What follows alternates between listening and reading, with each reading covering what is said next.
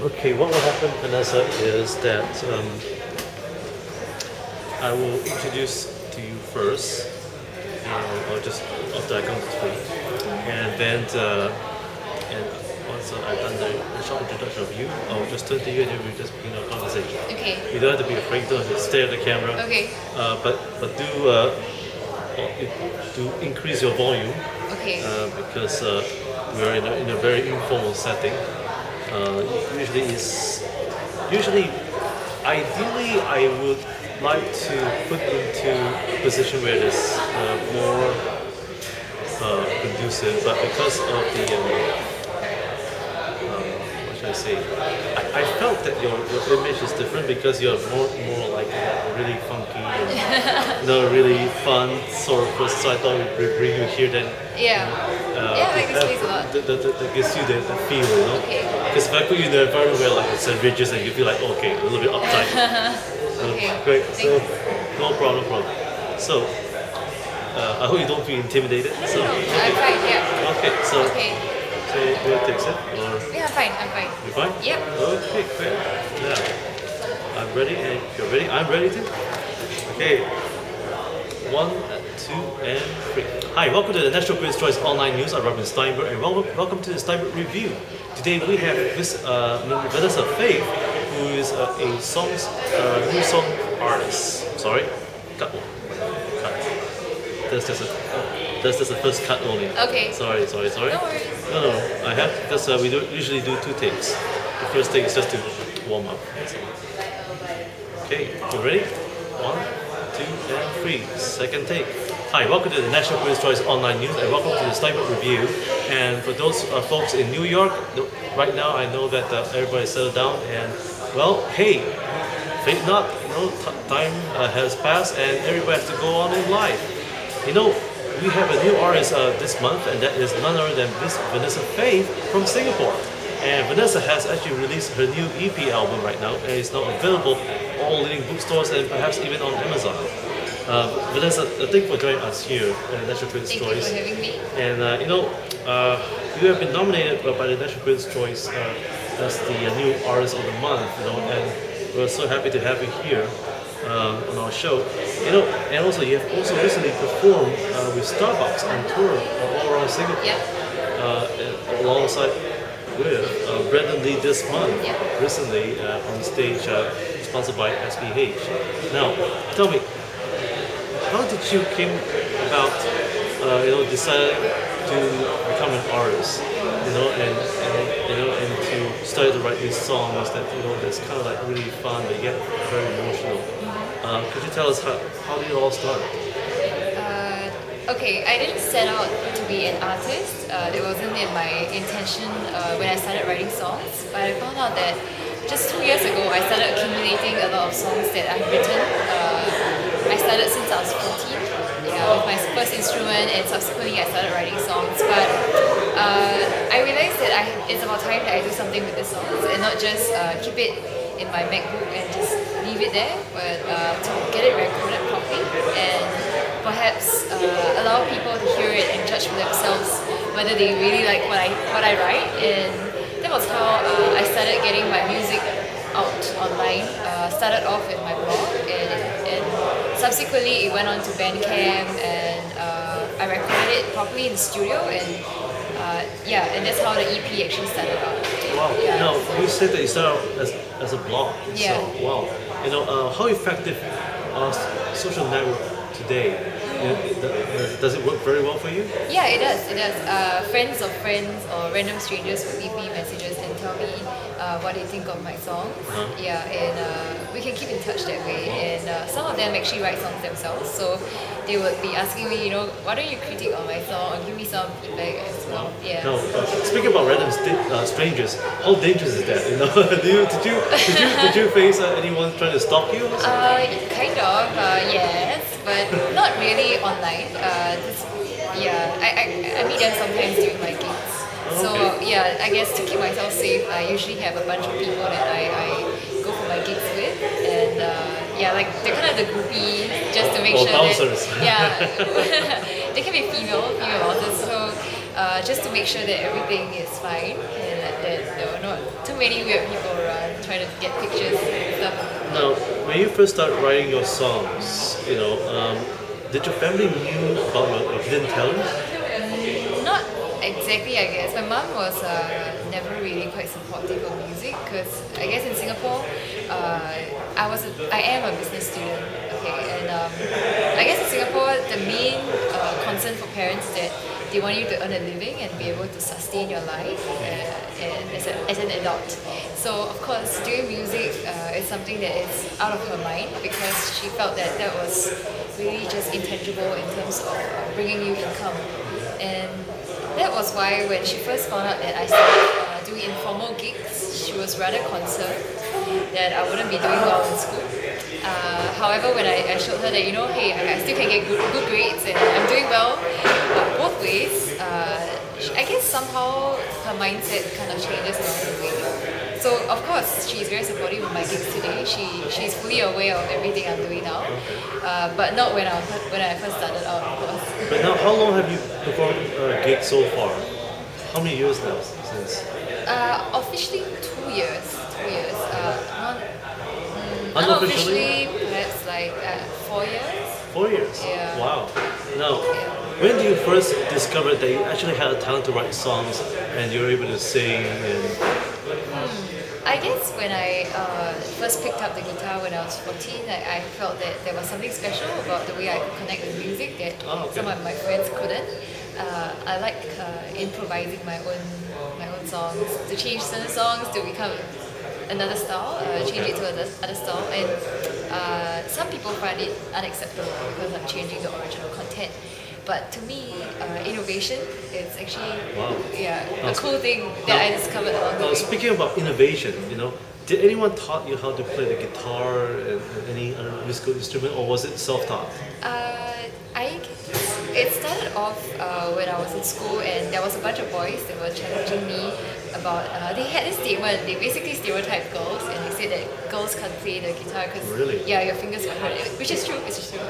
And that was how I took it personally as a challenge for myself. That hey, I need to prove you something. And I borrowed a guitar from one of my friends, and I started practicing. And then during then there wasn't YouTube yet. So what happened was I got some of my friends to teach me, and I read tabs online, guitar tabs online, and pretty much self-taught, experimental. Self-taught. Yeah. So you're able to have a good ear for music then? I hope so. I hope so, yeah. Okay. Now, so when you challenged the boys, did you actually beat them to it? Yes, I think so. Oh, yeah? If they're watching this, So within how long did you beat them? half a year or maybe lesser, because I was really practicing really hard, at least 1 to 2 hours a day. And I had much time then. What was the number that you played that impressed them most and they felt beaten? I guess it was one of the 4-chord song. It was a very simple song, Zombies. Really? Yeah, wow. but I could play and sing, and I think some of them couldn't really do that then. So that itself was already a winning point. Yeah, by Cranberries, Zombies by Cranberries. Now let's come to the women. What role do you play for the women today? I mean, do you see yourself as a role model for young Singaporean girls? I really hope so. I really hope that whatever I've done with my life and how I've actively pushed myself to pursue my dreams is actually an inspiration to younger girls out there. Not so much of spurring them on to prove others wrong, but really just living out their potential as girls, as an individual. It doesn't really have to be female or male.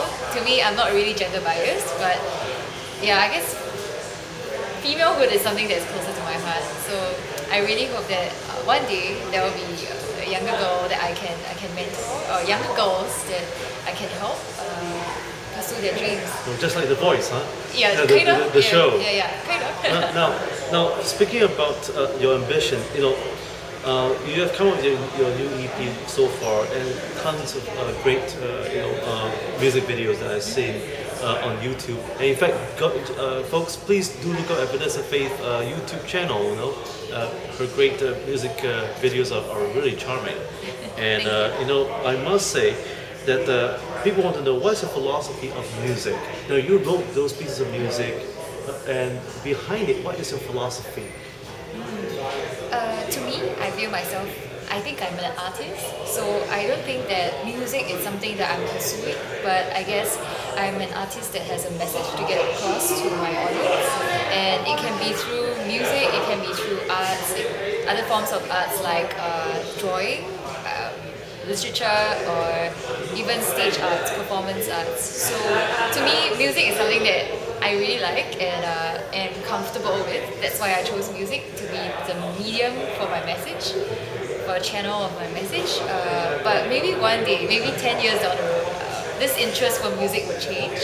It will evolve into something else, another form of art.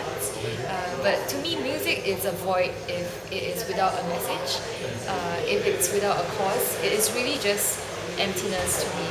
Now, Yeah. what sort of genre of music do you usually perform, and how do you see yourself? Do you see yourself as a pop artist, soul, or fusion? Really. And do you consider yourself as a new form of Singaporean artist? I hope that I am a new form. I find it hard to categorize the kind of music that I write into genres because, there are friends that ask me, what kind of music do you write? But I think I belong to the indie group, and I'm pretty much experimental, and that is defined as quirky to some people. I play instruments like the kazoo, the harmonica, which is not really mainstream pop, and I'm not really into the auto-tune dubstep kind of music. Yeah. So I guess to me, I think I'm indie folk. Okay. Yeah. Now, so moving forward, what has music, the definition of music for you, changed 4 years ago than now? And do you think that your definition of music and your style of music will change after this in 5 years from now and so on? I'm someone that really loves learning. I like learning new things about people, about music, about life. And I guess definitely this would change the style of music that I have. Not entirely, but I guess experiences that I have would definitely shape the kind of music that I create. The people that I meet will definitely shape the message I create as well because, as I said, music is a void to me if it's not without a message. And usually I write music to convey a message to people, be it some unspoken hard truths that I want to tell them, or it's just some kind of internal struggle that I have towards responding to what they're doing. So I believe yes, my music will definitely change. And looking back 4 years ago, I think definitely I have matured in the kind of lyrics that I write. Not so sure about the kind of music, if you would like to box music up into categories, but definitely I am more reflective now, and I've grown to appreciate life slightly more than I did 4 years ago. Well, now speaking about appreciating life today and even moving forward, do you see artist management plays an important role right now for you?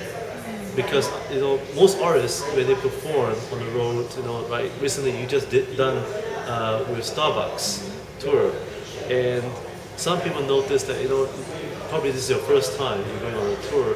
You may have experienced some quirks and shortcomings. Yeah. Do you think artist management will play a very important part for artists in the coming future, even for Singapore?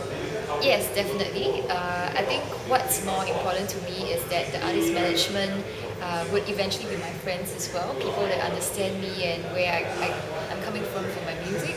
Yeah, because I guess if we don't have the same kind of values, it's really hard to work together, especially if they're managing me and the kind of things that I do or write, the kind of clothes that I have to wear.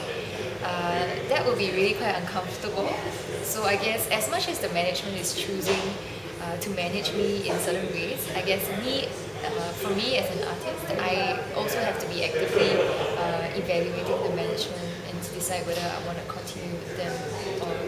Now, what sort of criteria do you look for, say, in the management itself? If you are looking for a management, or the management is looking for you, Yeah. What sort of criteria would you point out?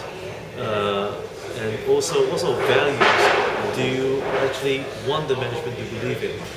I think first and foremost, the management has to believe in me as a person, as a young person with dreams, as a person who is able to freely express myself and not be put into this mold for the pop culture and to conform into what people think I should be.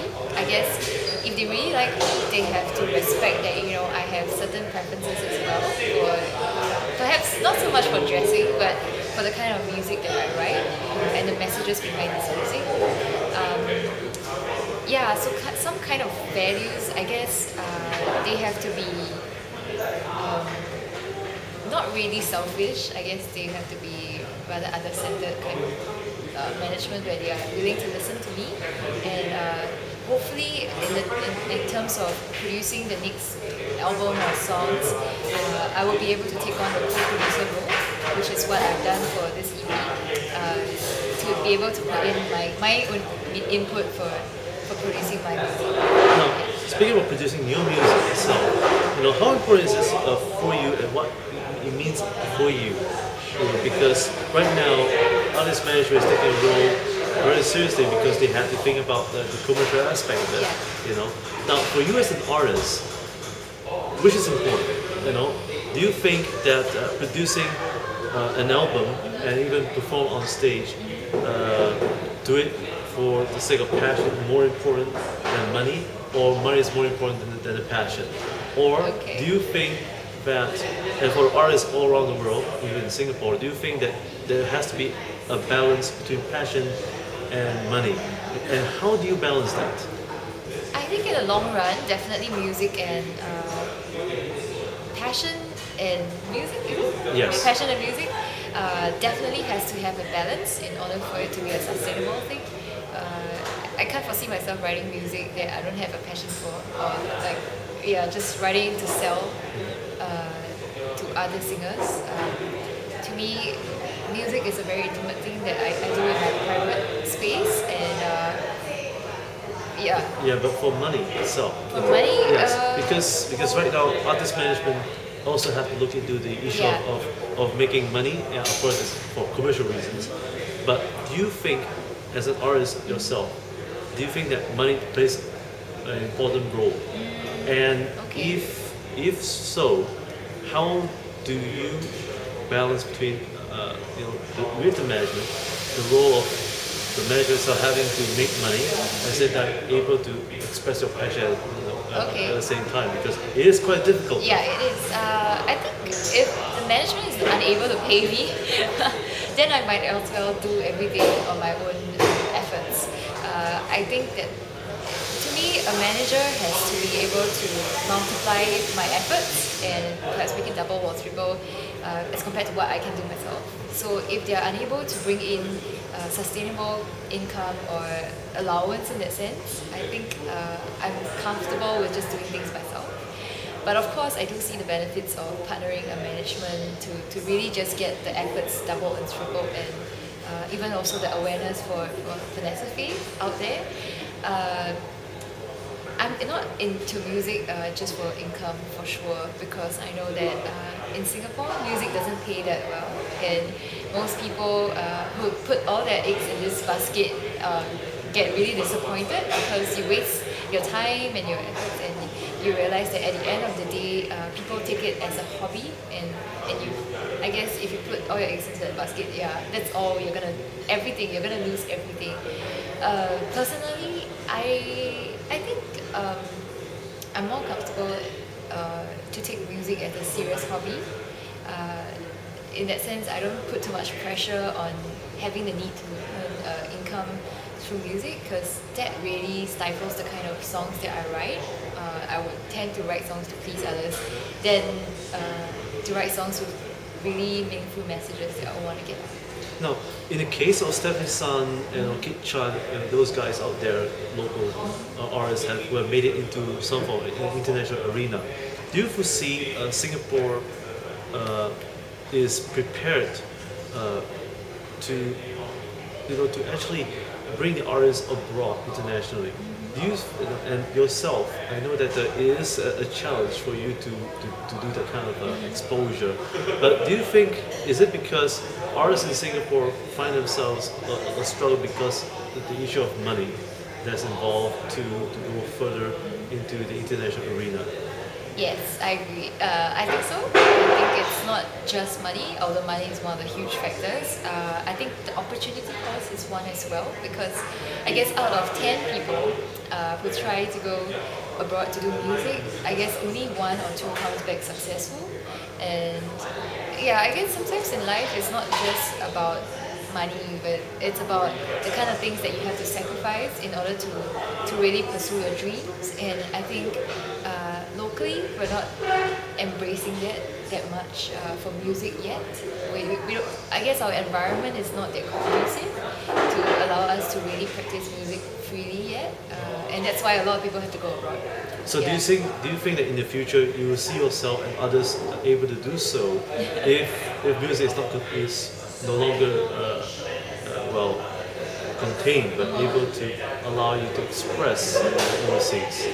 Do you see the trend coming ahead? Yeah, I do. If there were more avenues for all singer-songwriters and bands to really just be able to spread our music, I definitely foresee that, you know, we can actually go abroad and do tours, because I think what we have in Singapore is really good, but there are not enough people globally that are hearing about us. Oh, Yeah. okay. So Dave Foster, please take notice of Vanessa. I know you heard me before, but please, if you're watching it, please consider Vanessa. I met Dave Foster recently, a couple of days ago, at a press conference, and he said that the next wave will be Asia, because that includes the example of Clarice. You have seen Clarice; Yeah. she made it with him big time. And so I hope you'll be the next Clarice. So Vanessa, what's next for you right now? What's next for me? Yes, I for think- next 5 years, because I know that Christmas is coming, the New Year is coming, and so it's Chinese New Year. That's in 2013. Now, what wish do you have for this coming year in 2013?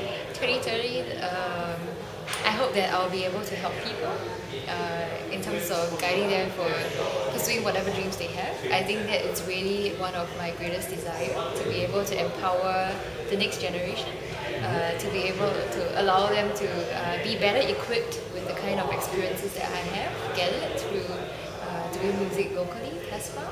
And hopefully, I don't know, to be able to groom someone. Groom someone? Yeah. Okay. Potential people, maybe. Now, for yourself right now, I know that I've seen that you have a group of groupies protecting you all the time, and it's really good. But I must say that one of the questions one of my fans are asking right now is about your songs. What will be one of the 3 songs that you've written that's actually touched you so much? And could you tell us more about it? Sure. The top 3 songs that's very close to your heart, and why?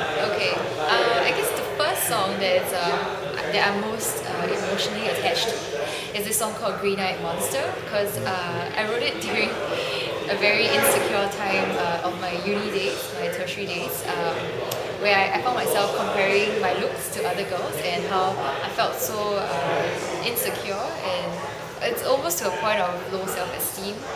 And I found myself comparing everything to the way we look, from the way we look to the hair we have, the way they speak, the way they walk. And I guess when I write songs, it kind of sets me free from certain things that I go through. It kind of draws a conclusion to whatever circumstances that I go through, and I tell myself that, hey, this song is penned down, I need to move on, and that's how I kind of start afresh each time. So, well, I told myself that I was really too unhappy doing that, comparing myself to others, and it really stifles me from becoming who I really am meant to be as a person. And that's how that song came about. Green Eyed Monster, you kind of need to get it out of you. So get it out of you so that you can live, you can truly live and to be yourself. That's one song. The other song that it's really quite close to me. It's this song called You Don't Say. It's because it's written because of two people in my life that really made me so upset because they say things that they don't mean and they mean things that they don't say.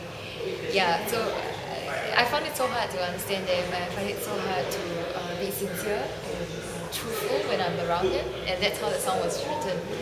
Yeah, and if you really listen to that song, people say that that song is a schizo song because there's like a high and a really low, and then there's the high at the end. Yeah, but that was how I felt. I felt so angry and yet very disappointed, and that, I guess those emotions were captured in that song. The last song that I've written that is really close to my heart is this song called Good Things. It was actually released in 2010, 2 years ago, as part of Singapore Arts Council apprenticeship program that I took part in. That song actually taught me how to really treasure your dreams in life, and that's why it says good things don't fall from apple trees.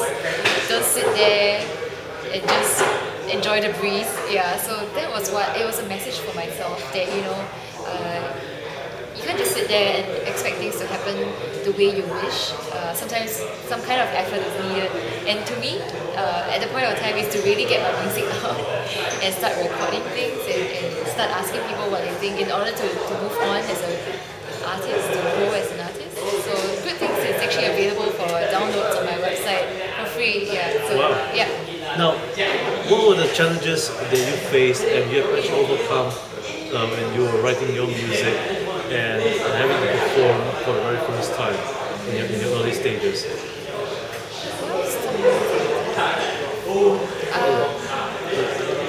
What were the challenges that you faced when you write your songs, and then how did you overcome your fear of performing on stage? Okay. I always have this stage fright thing going on. It's always 5 minutes before the show that I find myself freaking out. I need to go to the toilet. But when I'm on stage, it's usually fine. But it's just the pre-show that gets me really quite freaked out. And it happens for every show, big or small. I find myself asking questions like, oh no, what am I gonna say to the audience? How are they gonna react? And I start questioning myself. But once I'm on stage, it's always like, man, things just fall into place. Yeah, so I hope it does right now. Yeah, it does. It does. Yeah. No, I think I felt the same way. Now, what would be your advice? Before we come to the advice, I want you to think about it. What advice would you give for new artists? 3 key advice you give for new artists. 3 key advice. Yes, Okay. for a new artist who wants to come into the business of writing songs and producing a record. But before that,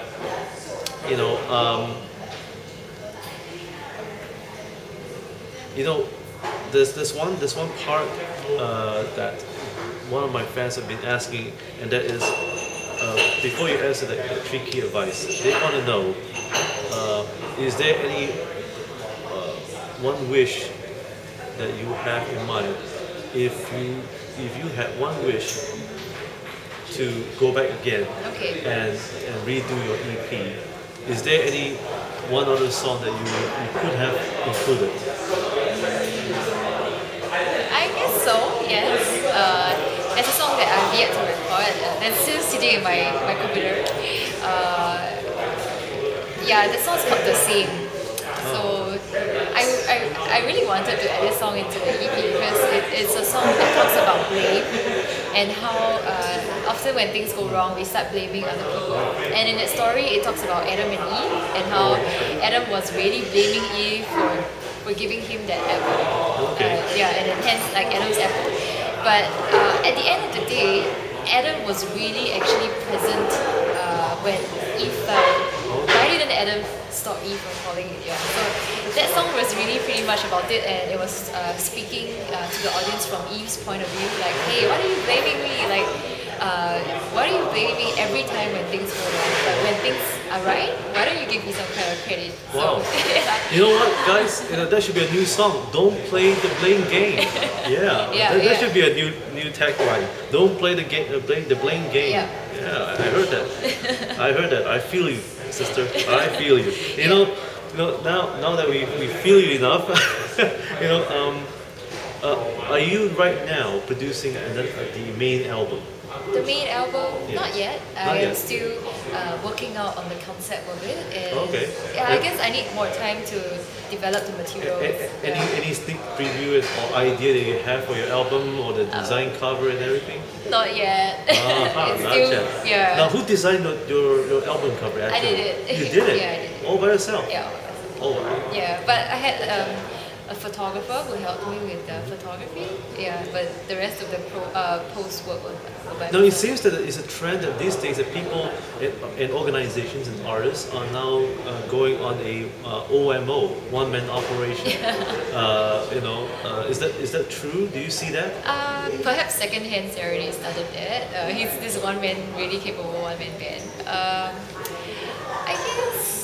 Yes, there is a trend, and it doesn't help that I'm a singer-songwriter, so I do the singing and I do the songwriting and I do the recording and the playing, everything myself.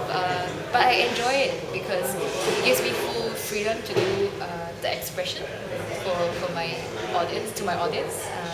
The way I want my music to sound, the way I want the artwork to look, the main message I want to get across is consistent. But of course, there is also cons that comes with it. It's really tiring, and I find myself so brain dead sometimes because I mean I can actually brainstorm with some of my friends for ideas, but at the end of the day a lot of decision making comes from me, and it's kind of stressful but very fun at the same time. Great. Yeah. Now, the main question, the million-dollar question, that is, what advice would you give for new artists who aspire and wants to record, write, and even go on a tour like you did with Okay. Starbucks? I think the first thing is that you have to believe in yourself and the kind of music that you write. No one is like you, and you're just really original yourself. Unless you try to copy people, then that's another story. But you Don't know, be a Nicole Chen. yeah, don't be a copycat. But if you're really original and you believe in your music, that goes to my second point, that you have to keep writing and you have to start sharing your music with people to really gather their thoughts, and that's the way we improve, I guess, to keep doing what we do and to keep getting comments from people, positive comments and even constructive comments from people to really improve you. And I think the last thing is that it's really, really important to have friends that support you, even if it's just one friend. Because sometimes when it comes to doing music, when the tough gets really tough, you need social support. And if you're just doing this as a singer-songwriter, or you're just this one person band, it can really get quite depressing sometimes when things are not working out. So I guess having friends around you to support you really helps you keep going. And yeah, perhaps just one friend. Find one friend that you can confide in, or if you don't have that friend, get a dog. Somewhere, just release that tension that you find yourself going through. Wow. And speaking about going through all that you've gone through right now, is there any mentor in your life that has actually helped you to progress in your music, or is there one friend that you want to give compliment to?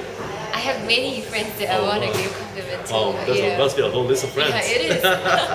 Yeah, but I have really thanked them personally. After every show, I would show them thanks. I think one person that I really want to thank is God for giving me the gift of creating music and the gift of songwriting, and even these channels of favor that I've gotten with perhaps the media, gigs, places, people that I meet. That I have, like people like you that have given me this opportunity to really share about my music and who I am, and celebrating with me who I am.